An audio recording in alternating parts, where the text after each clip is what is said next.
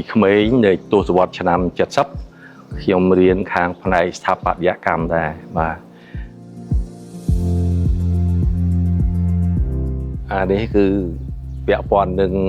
ចំណងចំណូលចិត្តណាពាក់ព័ន្ធនឹងចំណងចំណូលចិត្តការថែរក្សាប្រពៃណីខ្មែរដែលវាសំណង់យើងសម័យទំនើបឥឡូវគេសាងសង់ផ្ទះថ្មផ្ទះអីហើយសាងសង់ផ្ទះធ្វើពីដែកឬក៏ធ្វើអំពីបេតុងតែគេលាបថ្នាំឲ្យទៅជាឈើ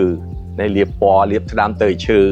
ដូចជាអញ្ចាំងឯជួនកាលគេធ្វើទៅដូចជា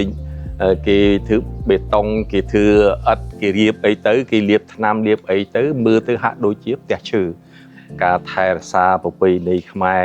មានទស្សនៈចង់បានខ្មែរបុរាណនេះព្រោះឥឡូវការវិវត្តការសាងសង់ផ្ទះវាទំនើបច្រើនអញ្ចឹងទៅវាខ្វះអានេះផ្ទះបុរាណខ្មែរយើងច្រើនផ្ទះនេះមាន6ខ្នងផ្ទះ3ខ្នងផ្ទះដាច់ពីគ្នាមាន3ខ្នងធ្វើជាបន្ទប់ស្នាក់នៅហើយមាន1ខ្នងជាផ្ទះបាយហើយមាន2ខ្នងទៀតជាខ្នងទទួលភ្ញៀវចឹងចំពោះការសាងសង់ផ្ទះឈើនេះបុរាណនេះវាមានការលំបាកមួយចំនួនធំទី1ពាក់ព័ន្ធនឹងបញ្ហាឈើយើងពិបាករកដែរដែលជាការលំបាកមួយក្នុងការប្រមូលផ្ដុំយើងសាងសង់ផ្ទះឈើយើងខិតខំសំតាំងពីតិចតួចឡើងតម្រាំបានផ្ទះតម្រាំបានជាផ្ទះឈើនេះឡើង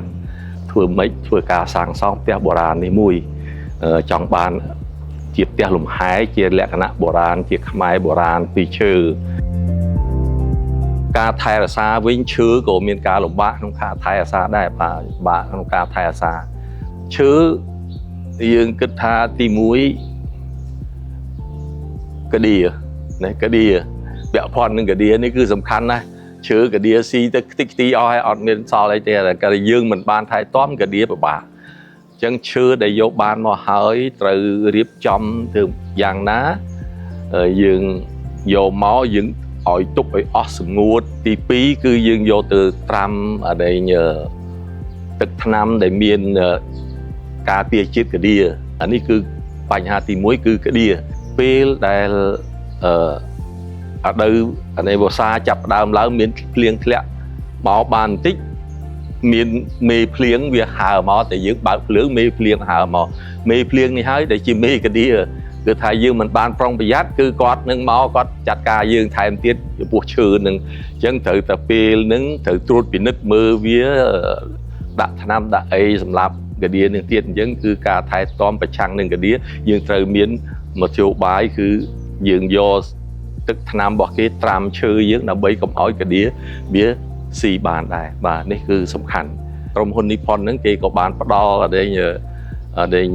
បណ្ដាថ្នាំច្រើនប្រភេទសម្រាប់ធានាការពារទីខ្មោចអីគេជាដើមហើយនឹងថ្នាំលាបនឹងថ្នាំវគ្គនេះពីលើដើម្បីការពារការជំរាបទឹកអីជាដើមក៏ជាបានល្អមួយចំនួនហើយទី2ទៅយើងត្រូវលាបថ្នាំពណ៌វាដើម្បីកុំឲ្យវាស្លោកកាលណាឈើយើងស្លោកយើងលាបថ្នាំដើម្បីឲ្យវាមានពណ៌វាស៊ីគ្នាឈើយើងមានឈើខ្លះរាងពណ៌ក្រហមទៅខ្លះពណ៌រាងកម្ៅទៅខ្លះពណ៌រាងសឡេតទៅដូច្នេះយើងត្រូវលាបវាដើម្បីឲ្យវាស៊ីគ្នាបន្តិចណាកុំឲ្យវាដាច់គ្នាខ្លាំងពេកពេលដែលយើងលាបហើយត្រូវលាប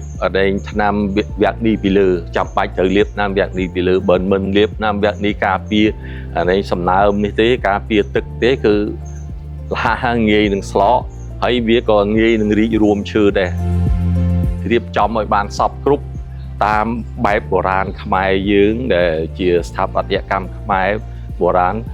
ទុកជាគំរូឲ្យកូនចៅអីចំនួនក្រោយគាត់មកមើលឃើញមានអនុមានលែងមានអីសពបែបសពយ៉ាងអញ្ចឹងគឺថានេះតាមបែបបុរាណរបស់យើងមានអញ្ចឹងអានេះយើងការសាងសង់នេះយើងធ្វើឲ្យវាតាមលក្ខណៈបុរាណភាគច្រើនខិតខំការថែរក្សានេះ